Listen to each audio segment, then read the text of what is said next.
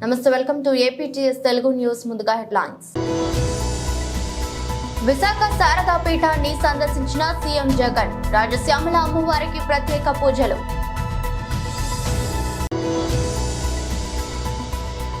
రెండు నెలల్లో మేమే అధికారంలోకి వస్తాం. విశాఖలో టీడీపీ మాజీ మంత్రి బండారు సత్యనారాయణ.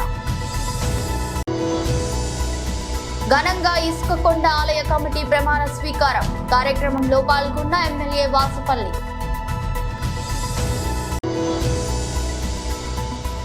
అన్ని వర్గాల ప్రజలను సుందరం మాస్టర్ సినిమా అలరిస్తుంది. సినీ హీరో వర్ష.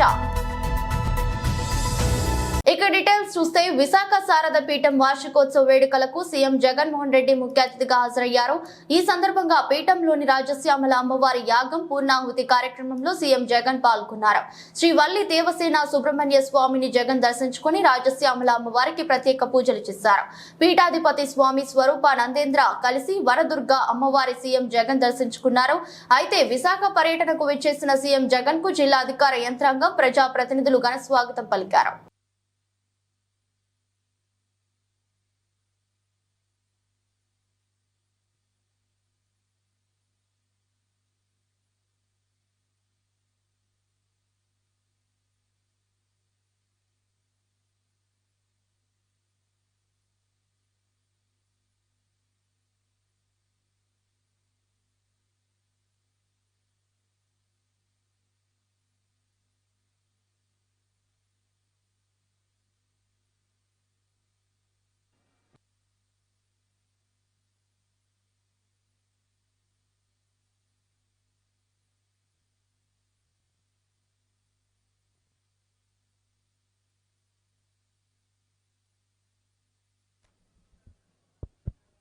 హలో.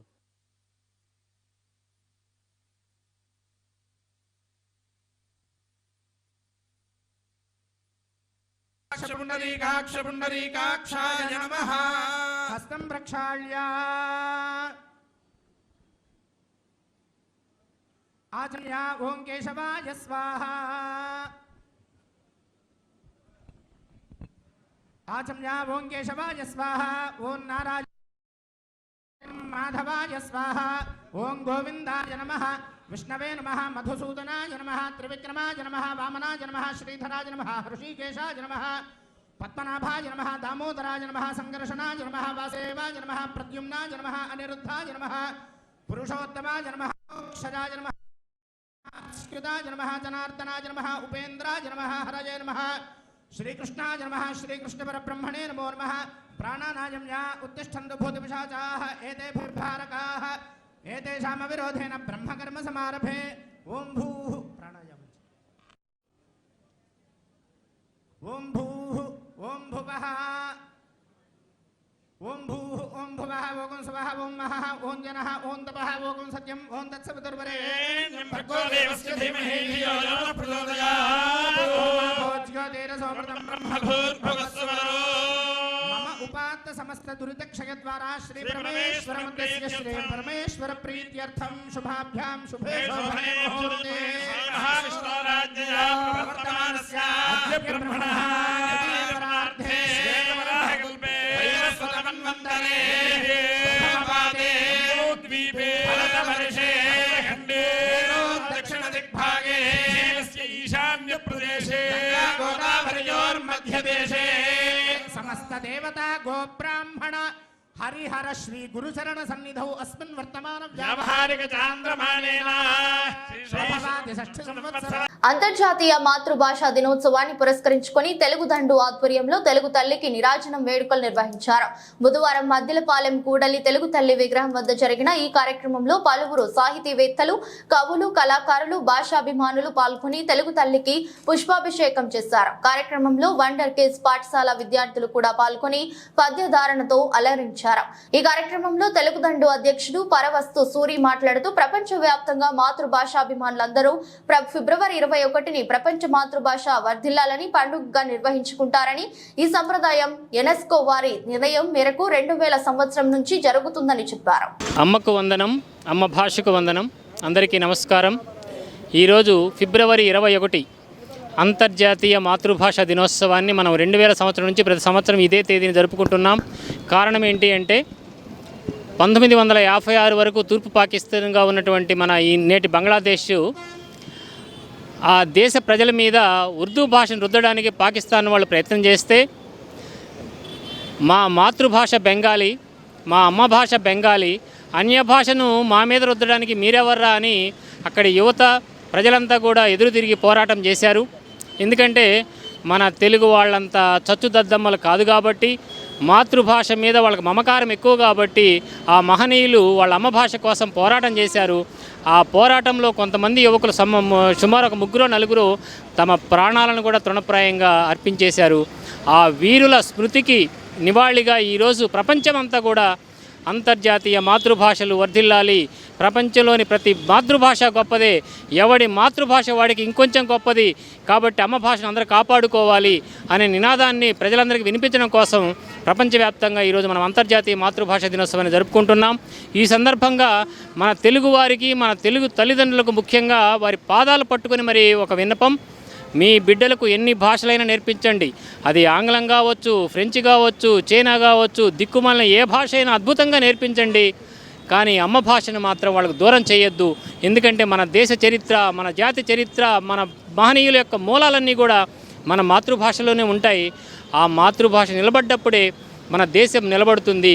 మన మాతృభాష అనేది పునాది దేశానికి. కాబట్టి మీ పాదాలు పట్టుకొని మరి వేడుకుంటున్నాం, మన తెలుగు భాషను మన బిడ్డలకు దూరం చేయొద్దని మరీ ప్రార్థిస్తున్నాం. ధన్యవాదాలు. అమ్మ పాలను బోలు కమ్మని ఇంపైన మాధుర్యములికించు మాతృభాష, మదిలోన భావాల సొదలను వినిపించి ఎదలను స్పృశించనించు భాష, అప్రయత్నముగాను ఆలోచనలయందు నిదురలోనైన నా కదులు భాష, పుట్టిన పసిపాప బోరున ఏడ్వంగ తొలుదొల్తలాలించు తొంటి భాష, మాతృభాషను మనమున మనన చేసి అన్య భాషలో పలుకులనందవచ్చు.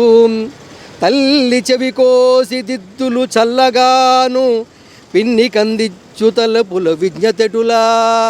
2 నెలల తర్వాత మేము అధికారంలోకి వస్తున్నామని, అప్పుడు సాక్షి సోదరులకు ఎవరు భద్రత కల్పిస్తారో చెప్పాలని ఆంధ్రజ్యోతి, ఈనాడు సంస్థలపై జరిగిన దాడిని తీవ్రంగా ఖండిస్తున్నామని మాజీ మంత్రి బండారు సత్యనారాయణమూర్తి అన్నారు.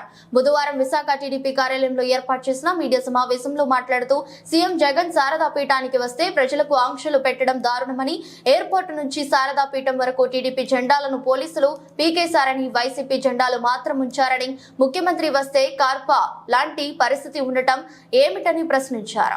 ప్రజాస్వామ్య వ్యవస్థలో పత్రికా రంగం 4th ఎస్టేట్, 4 స్తంభాల్లో భారతదేశంలో స్వాతంత్రోద్యమంలో కూడా పత్రికా రంగానికి ఎలాంటి వారైనా గౌరవం అనేది ఒక రాజకీయ నాయకుడి కానీ ఒక సామాజిక కానీ ఒక మంచి నైతిక విలువలు అవి. కానీ ఇవాళ చూస్తూ ఉంటే పత్రికా రంగంలో అడుగుపెట్టి అవినీతి సొమ్ముతో పత్రికా రంగంలో అడుగుపెట్టి ఏదో సాక్షి ఛానల్ పెట్టి నేను కూడా మీ జాతిలో ఉన్నానని చెప్పుకునే విధంగా రాజకీయాల్లోకి వచ్చి తద్వారా ఈవేళ లబ్ధి పొంది లక్షల కోట్లు సంపాదించి తను అంటూ ఒక పత్రిక పెట్టుకొని విశాఖలో ప్రసిద్ధి చెందిన ఇసుకకొండ సత్యనారాయణ స్వామి దేవస్థానం ధర్మకర్తల మండలి ప్రమాణ స్వీకారం బుధవారం అట్టహాసంగా జరిగింది. టర్నర్ చౌల్ట్రీ నుండి ఆలయం వరకు ట్రస్టీ సభ్యులు భారీ ర్యాలీ చేపట్టారు. ఆలయ ట్రస్ట్ బోర్డు చైర్మన్ కోరిపిల్లి ఆనంద్ అలాగే ట్రస్ట్ సభ్యులు కలిసి ఎమ్మెల్యే వాసుపల్లి గణేష్ కుమార్ కు ఘన స్వాగతం పలికారు. కోలాటం, మేళతాళాలు, పలు సాంస్కృతిక కార్యక్రమాలతో పాటు ఆలయ సంప్రదాయం ప్రకారం పూర్ణ కుంభంతో ఎమ్మెల్యే వాసుపల్లి గణేష్ కుమార్ స్వాగతం పలికారు. అనంతరం ట్రస్ట్ చైర్మన్ సభ్యులు పెంటపిల్లి వెంకట్, చింతపల్లి సత్యవతి, బేవర దేవి మహేష్, చిన్న శ్రీధర్, బేరా అశోక్, మానేపల్లి రమణి, బుడ్డిగా మాధవి, పనిహార నరసింహమూర్తిలతో ఆలయ కార్యనిర్వహణాధికారి బుద్ధ మహాలక్ష్మి నాగేష్ ఎమ్మెల్యే వాసుపల్లి సమక్షంలో ప్రమాణ స్వీకారం చేయించారు. ఈ సందర్భంగా వాసుపల్లి గణేష్ కుమార్, ట్రస్ట్ బోర్డు నూతన చైర్మన్ కోరిపిల్లి ఆనందులు మీడియాతో మాట్లాడుతూ ట్రస్ట్ సభ్యులందరూ సమన్వయంతో పనిచేయాలన్నారు. భక్తితో ముందుకు వచ్చే దాతలు చాలా మంది ఉన్నారు. దైవత్వం కలిగిన దాతలు ఆకర్షణ ఆకర్షించే విధంగా పనిచేయాలని కోరారు. మహిమాన్వితమైన ఇసుకకొండ దేవాలయం అతిపెద్ద దేవాలయంగా మార్చాలని ఆకాంక్షించారు.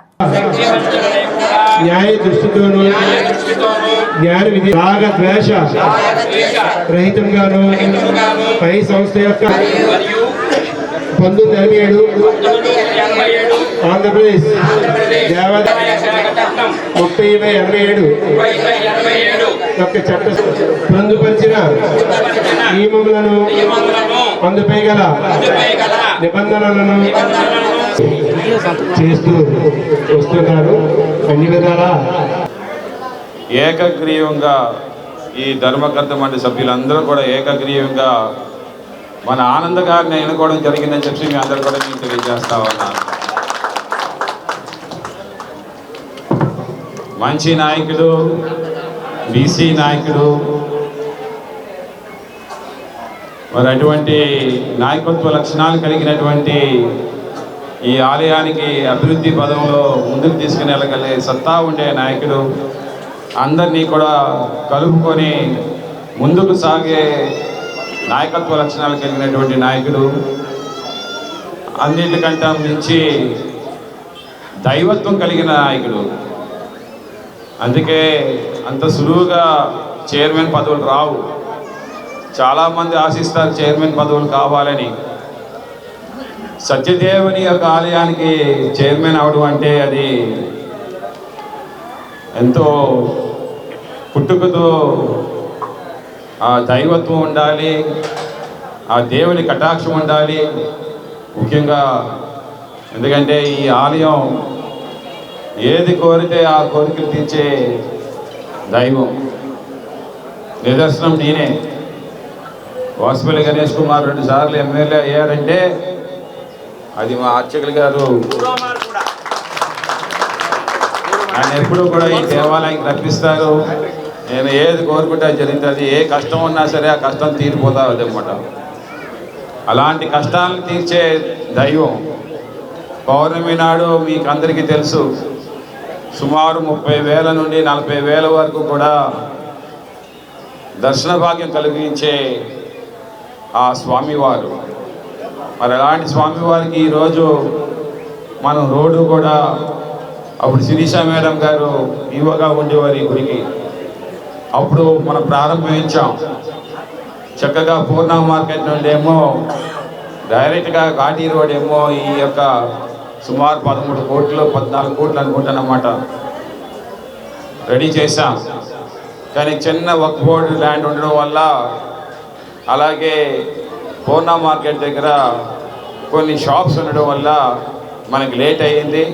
రష్యా విప్లవ సారథి విఐ లెనిన్ జీవితాన్ని అధ్యయనం చేస్తే ప్రస్తుత భారతదేశ దోపిడీ వ్యవస్థపై ఉద్యమాలు ఎలా చేపట్టాలో అర్థమవుతుందని పార్టీ కార్యకర్తలకు మార్క్సిస్టు పత్రికా సంపాదకులు ఎస్ వెంకట్రావు పిలుపునిచ్చారు. నేడు ప్రపంచ వ్యాప్తంగా మార్క్స్ ఎంగెల్స్ రచించిన కమ్యూనిస్టు పార్టీ ప్రణాళిక పుస్తకం విడుదల చేసిన రోజు. దీనిని రెడ్ బుక్ డే ప్రపంచ వ్యాప్తంగా ఫిబ్రవరి 21 జరుపుతున్నందుకు మద్దిలపాలెం పిఠాపురం కాలనీలో ఉన్న సిపిఎం జిల్లా కార్యాలయం రెడ్ బుక్ డే జరిపారు. ఈ సభకు ప్రజాశక్తి పత్రిక విశాఖ ఎడ్యుకేషన్ పూర్వ మేనేజర్ ఎస్ సుధాకర్ అధ్యక్షత వహించి మాట్లాడుతూ రష్యా విప్లవ సారథి లెనిన్ శతవర్ధంతి పురస్కరించుకొని ఈ ఏడాది అంతటా లెనిన్ జీవితాన్ని అధ్యయనం చేయాలన్నారు. ముఖ్య వక్తగా వెంకట్రావు పాల్గొని మాట్లాడుతూ రష్యాలో జార్జ్ చక్రవర్తి పరిపాలన కూల్చి కార్మిక రాజ్యం స్థాపించడానికి లెనిన్ కృషి అమోఘమన్నారు. మిత్రులారా, ఈ రోజున ఫిబ్రవరి 21వ తారీఖు అంటే ఇప్పటికీ 100 సంవత్సరాలు 150 సంవత్సరాల పైన 1848 ఫిబ్రవరి 21వ తారీఖున కమ్యూనిస్టు ప్రణాళికని మార్క్స్ ఎంగిల్స్ విడుదల చేసిన రోజు. ఈరోజు కమ్యూనిస్టులందరికీ కూడా ఒక ముఖ్యమైనటువంటి రోజు. కమ్యూనిస్టు ప్రణాళిక అనేది ఈ ప్రపంచంలో కార్మిక వర్గానికి ఒక సైద్ధాంతిక ఆయుధాన్ని సమకూర్చినటువంటి రోజు. ఈ రోజును పురస్కరించుకొని అంతర్జాతీయ వామపక్ష పబ్లిషర్స్ అసోసియేషన్ ఒకటి ఉంది. అనేక దేశాలు, అన్ని ఖండాల్లోని దాదాపు 100కు పైగా దేశాలకు సంబంధించినటువంటి వామపక్ష పబ్లిషర్స్ అంతా కలిసి ఈ ఫిబ్రవరి 21వ తారీఖు ప్రతి సంవత్సరం రెడ్ బుక్ డేగా జరపాలని నిర్ణయించారు. రెడ్ బుక్ డే అంటే మార్క్స్ ఎంగిల్స్ రాసినటువంటి ఆ కమ్యూనిస్టు ప్రణాళికని మరింతమంది ప్రజల చేత చదివించటం, అది అందులో ఉండేటటువంటి సారాన్ని గ్రహించటం, ఇది రెడ్ బుక్ డే యొక్క ఉద్దేశం. దానిలో భాగంగానే భారతదేశంలోని వామపక్ష పబ్లిషర్స్ కూడా ఈ రెడ్ బుక్ డే సందర్భంగా మార్క్స్ ఎంగిల్స్ రచనల్ని, మౌలిక రచనల్ని చదివించాలని ఈరోజు నిర్ణయించారు. అయితే ఈ సంవత్సరం 2024 ఫిబ్రవరి 21వ తారీఖు కామ్రేడ్ విఐ లెనిన్, రష్యాలో మొట్టమొదటి సోషలిస్ట్ విప్లవాన్ని సాధించినటువంటి వ్లాదిమిర్ ఇలిచ్ లెనిన్ యొక్క ఈరోజు 100వ వర్ధంతి, అంటే శతవర్ధంతి ఈ రోజున. అందుకని ఈ శతవర్ధంతి సందర్భంగా లెనిన్ యొక్క గ్రంథం, లెనిన్ మీద రాసింది లేదా లెనిన్ రాసినటువంటి గ్రంథాన్ని చదవాలని వామపక్ష పబ్లిషర్స్ నిర్ణయించారు. దానిలో భాగంగానే భారత communist party Marxist Andhra Pradesh committee ఈ రోజున లెనిన్ మీద రాసినటువంటి లెనిన్ జీవితము కృషి, విప్లవ సారథి లెనిన్ అనే పుస్తకాన్ని రాష్ట్ర వ్యాప్తంగా పఠించాలి, దాంట్లో ఉండే సారాన్ని మీద చర్చ జరపాలి అని పిలుపిచ్చింది. అందులో భాగంగానే ఈ రోజున ఇక్కడ మద్దిలపాలెం సెంటర్లో పార్టీ కామ్రేడ్స్ అందరూ కూర్చొని ఈ రోజున మేము ఆ గ్రంథాన్ని పఠిస్తాము, దాంట్లో ఉండే సారాన్ని మరొకసారి నెమరు వేసుకుంటాము. ఇది తాను చేసిన అవినీతిని నిరూపిస్తే రాజకీయాల నుంచి శాశ్వతంగా తప్పుకుంటానని రాష్ట్ర పరిశ్రమల శాఖ మంత్రి అమర్నాథ్ లోకేష్ కు సవాల్ విసిరారు. విశాఖలోని ప్రభుత్వ అతిథి గృహంలో ఏర్పాటు చేసిన మీడియా సమావేశంలో మాట్లాడుతూ ఉత్తరాంధ్ర ప్రజలకు ఎవరైనా గిఫ్ట్ ఇస్తే రిటర్న్ గిఫ్ట్ ఇవ్వడం ఆనవాయితీ అని, అందులో భాగంగానే లోకేష్ కు ఎంతో ఇష్టమైన పప్పును కుండలో వేసి పంపిస్తున్నట్లు ఆయన తెలిపారు. నేను లోకేష్ మాదిరిగా బ్యాక్ డోర్ పొలిటీషియన్ కాదని, ఎమ్మెల్యేగా గెలిచి మంత్రిగా ఉన్నానని అమర్ తెలిపారు. వాస్తవాలు తెలుసుకోకుండా లోకేష్ స్థాయికి మించి వ్యాఖ్యలు చేయడం సరికాదన్నారు. ప్రాంతం మన మట్టితో తయారు చేసినటువంటి ఒక కుండలో వారికి ఇవ్వాల్సినటువంటి దాన్ని తిరిగి ఇచ్చేద్దాం అనేటువంటి ఉద్దేశంతో వారు ఎంతగానో ఇష్టపడేటువంటి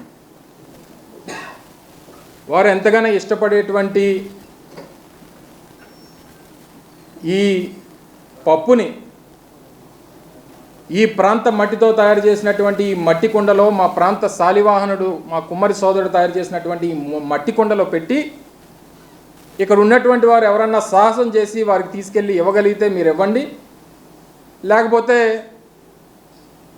వారే పరిగెట్టుకొని వచ్చి దానికి ఆయనకి ఇష్టమైనటువంటి ఐటెం కాబట్టి నేనే వచ్చి తీసుకెళ్తానంటే తీసుకెళ్ళమనండి, ఇక్కడే ఉంచుతాను దీన్ని.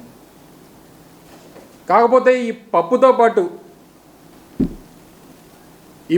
పాటు ఇందులో కాస్త ఉప్పు కారం కూడా కలిపా.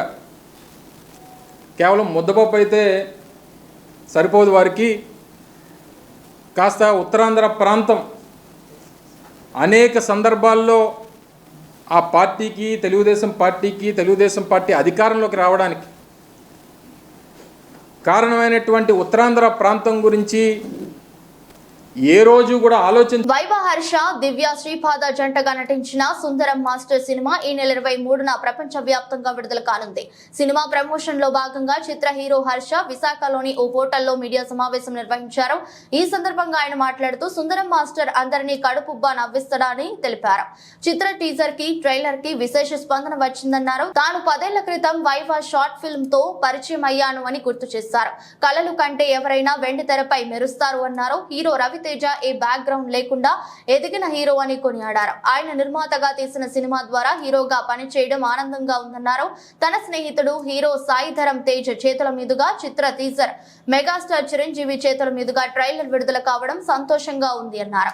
గోల్డెన్ మీడియా అధినేతలది గాజువాక అని తెలిపారు. ఈ చిత్రం పాడేరు పరిసర ప్రాంతాల్లో షూటింగ్ చేశాము. తాను చైతన్య కాలేజీలో చదువుకున్నాను అని గుర్తు చేశారు.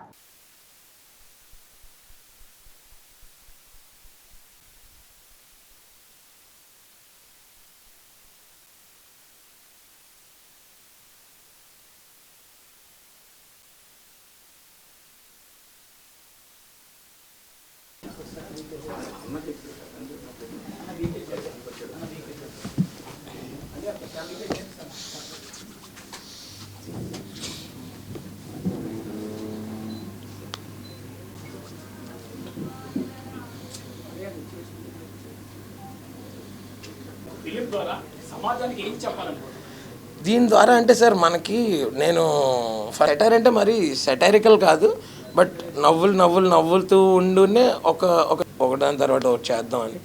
సో ఇది ఇప్పుడు హీరో కింద చేస్తున్నానని చెప్పి నేను నా regular cinema for the first time ever. So UAE, Gulf, Australia, Auckland, New Zealand. So మనకి ఇవాళ మన సినిమా యా ఖచ్చితంగా.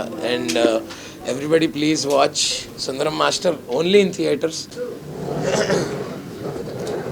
సుందరం మాస్టర్ అనే సినిమా నేను హీరో కింద చేశాను, రవితేజ గారు ప్రొడ్యూసర్ దానికి.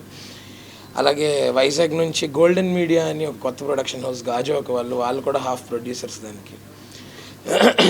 ఇది లాస్ట్ ఇయర్ ఈ స్టోరీ అసలు ఫస్ట్ టైం రవితేజ గారికి పిచ్ చేయగానే జస్ట్ 1 సిట్టింగ్లోనే ఆయన గ్రీన్ సిగ్నల్ చేసేసి ఇక్కడే మన పాడేరు దగ్గర షూటింగ్ చేసాం, పాడేరులో షూటింగ్ చేసాం, పిట్టలబొర్రలో చేసాం.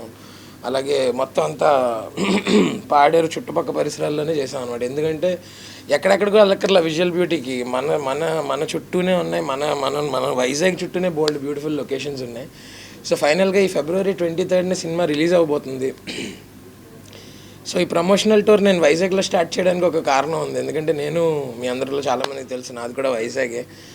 10 ఏళ్ల క్రితం ఇక్కడే నేను చైతన్య ఇంజనీరింగ్ కాలేజ్లో మెకానికల్ ఇంజనీరింగ్ చేసి తర్వాత ఒక షార్ట్ ఫిల్మ్ తీసి ఆ షార్ట్ ఫిల్మ్ వైరల్ అవడం వల్ల నాకు సినిమా అవకాశాలు వచ్చాయి కమెడియన్ కింద.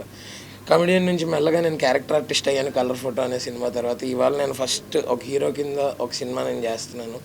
సో దాని ప్రమోషనల్ టూర్ నాకు ఎందుకో సెంటిమెంటల్గా వైజాగ్ నుంచే మొదలు పెట్టాలనిపించి చాలా తక్కువ. నరేంద్ర మోదీ ప్రభుత్వానికి మద్దతుగా వైసీపీ వైఫల్యాలకు వ్యతిరేకంగా రాష్ట్ర వ్యాప్తంగా బీజేపీ చేపడుతున్న ప్రజా పోరు యాత్ర వాహనాన్ని బుధవారం విశాఖ బీజేపీ కార్యాలయంలో ప్రారంభించారు. ఈ సందర్భంగా బీజేపీ నేత మాజీ ఎమ్మెల్సీ మాధవ్ మాట్లాడుతూ మళ్లీ కేంద్రంలో బీజేపీ అధికారంలోకి వస్తుందని, ఏపీలో కూడా బీజేపీ ప్రబల శక్తిగా ఎదుగుతుందన్నారు.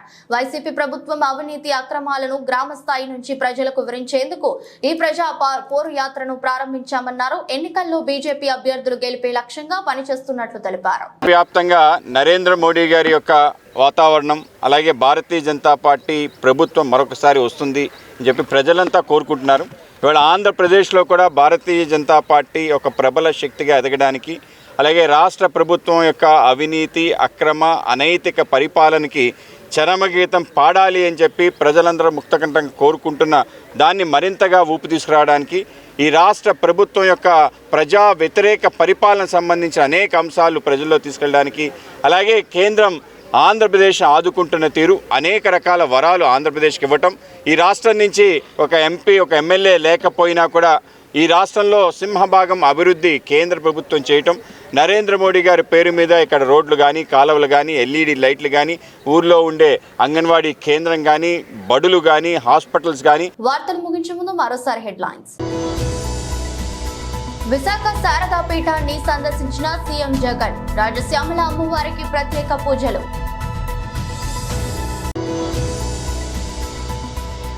2 నెలల్లో మేమే అధికారంలోకి వస్తాం, విశాఖలో టీడీపీ మాజీ మంత్రి బండారు సత్యనారాయణ. ఘనంగా ఇసుకకొండ ఆలయ కమిటీ ప్రమాణ స్వీకారం, కార్యక్రమంలో పాల్గొన్న ఎమ్మెల్యే వాసుపల్లి.